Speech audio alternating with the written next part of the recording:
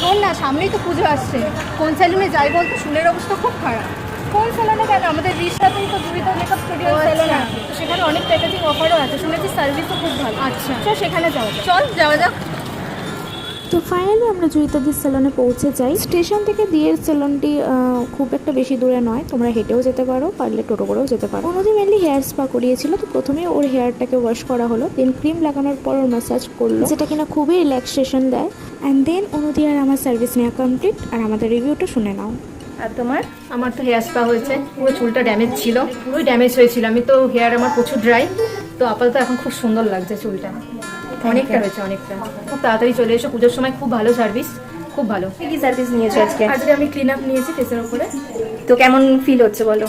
Feel খুবই ভালো লাগছে। অন্য কাউকে রেকমেন্ড করবে? হ্যাঁ অবশ্যই রেকমেন্ড করবো। তোমরা যারা যারা দিদির কাছে করতে চাও অবশ্যই ঝটপট করে চলে আসো।